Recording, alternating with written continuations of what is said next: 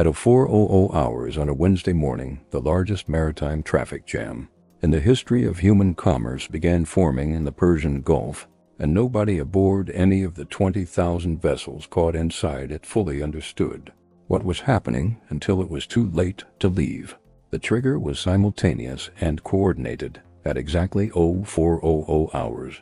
Iranian state television broadcast a declaration that the Islamic Republic was exercising its sovereign right to inspect all commercial vessels transiting waters adjacent to Iranian territorial limits, effective immediately, and that any vessel attempting to exit the Persian Gulf through the Strait of Hormuz without Iranian maritime authority clearance would be considered in violation of Iranian navigation law and subject to interdiction. 90 seconds after the broadcast, 17 IRGC patrol vessels took up blocking positions across the strait's 2 navigable channels.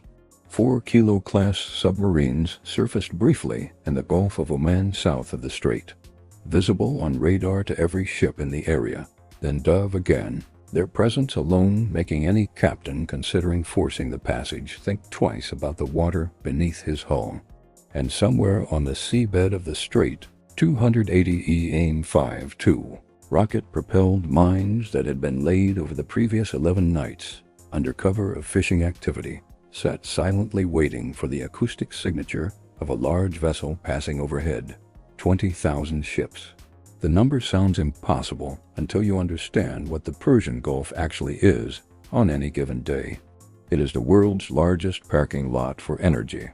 At any moment, between 18,000 and 22,000 commercial vessels of various sizes are operating within the Gulf's 97,000 square miles of water, supertankers loading crude at Saudi Aramco terminals in Ras Tanura, container ships offloading electronics at Jebel Ali in Dubai, bulk carriers taking on Qatari liquefied natural gas at Ras Laffan, chemical tankers moving petrochemical products from Kuwaiti refineries, car carriers loading vehicles assembled in UAE industrial zones. The Persian Gulf is not just an oil transit corridor. It is a complete ecosystem of global commerce. And on this Wednesday morning, every vessel in that ecosystem had just been told it was not going anywhere. The economic value of the cargo trapped inside the Gulf in that single moment exceeded $800 billion. The daily cost of keeping those ships at anchor rather than delivering their cargo was calculated by Lloyd's of London within 2 hours at $4.3 billion per day. The oil market reacted before most of the ship captains had finished reading the Iranian declaration. Crude futures spiked $31 per barrel in the first 11 minutes of trading after the announcement, crossing $90, then $100, then settling into a sustained climb that pushed the benchmark price to $120 by the time New York markets opened. But the oil price was only the most visible symptom of a crisis that ran far deeper. The Ras Tanura terminal in Saudi Arabia, the single largest crude oil export facility on Earth, capable of loading 6 million barrels per day, had 7 supertankers at its loading berths when the closure was announced. All 7 were now full of oil they could not deliver. Saudi Aramco's operations center in Tehran began receiving calls from refineries in South Korea, Japan, India, and Europe within 30 minutes. Refineries that had been counting on those 7 tankers to arrive on schedule and whose crude oil storage tanks had less than 11 days of operational reserves remaining. Japan, which imports 90% of its energy and routes 88% of that import volume through the Strait of Hormuz, declared a national energy emergency at 07:00 hours Tokyo time. The South Korean government activated its Strategic Petroleum Reserve. The Indian government suspended fuel subsidies and implemented emergency rationing protocols in 6 major cities before noon. The container ship crisis was quieter than the oil crisis, but in some ways more devastating to everyday life in the countries that depend on Persian Gulf trade. Jebel Ali in Dubai is the world's 9th largest container port and the largest in the Middle East. On any normal day, it processes 22,000 containers of consumer goods, electronics, machinery, and food products bound for markets across Asia, Africa, and Europe. Every container ship currently loading or anchored at Jebel Ali was now stranded.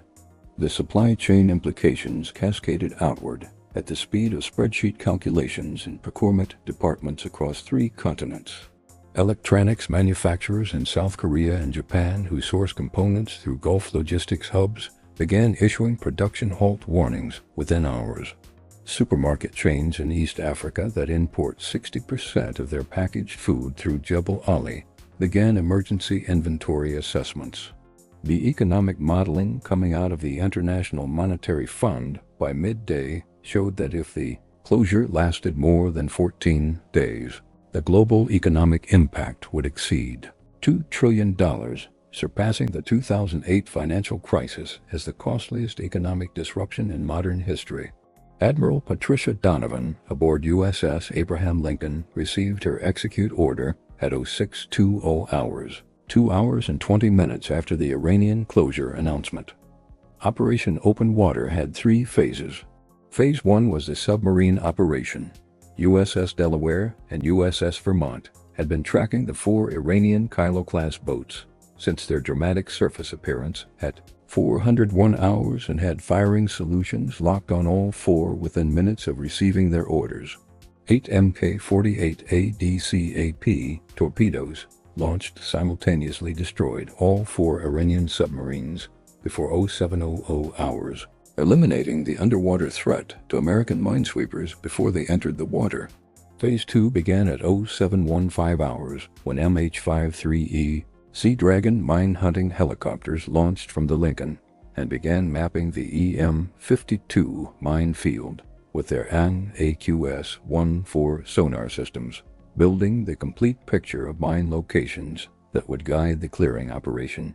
Simultaneously, 40 Fa-18 Super Hornets launched from the Lincoln's flight deck in a continuous stream, each aircraft armed with a combination of JASSM, our cruise missiles, and AGM-88 HARM anti-radiation missiles, targeting the 17 Iranian coastal missile batteries and the 3 IRGC fast attack boat bases that represented the only remaining military threat to the clearing operation.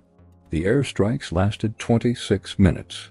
All 17 Iranian coastal missile batteries were destroyed by HARM and JASSMI combinations that first killed the radar systems and then destroyed the launcher vehicles and command posts. The 3 IRGC fast attack boat bases lost 71 vessels at their moorings to Tomahawk cruise missiles fired by the Lincoln's 4 escort destroyers. The 17 IRGC patrol vessels blocking the Strait's navigation channels were engaged by FA-18s using GM-65 Maverick missiles in low-altitude attack runs that destroyed 14 of the 17 vessels within 8 minutes.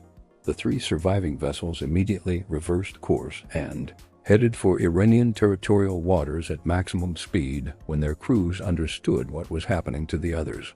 Phase 3, the mine-clearing operation, began at 0800 hours with American and British minesweepers entering the strait under air cover, guided by the complete minefield map that the Sea Dragon helicopters had built over the previous 45 minutes.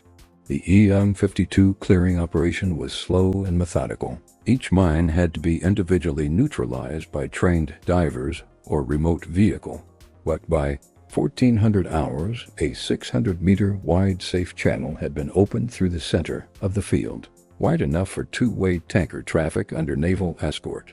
The first vessel to transit the reopened strait was not a warship or a government vessel making a symbolic point. It was the supertanker MV Gulf Pioneer, carrying 3.1 million barrels of Saudi crude bound for South Korea, its Korean crew having waited at anchor inside the Gulf for 11 hours and 43 minutes while American sailors, aviators, and divers did what was necessary to give them their route home.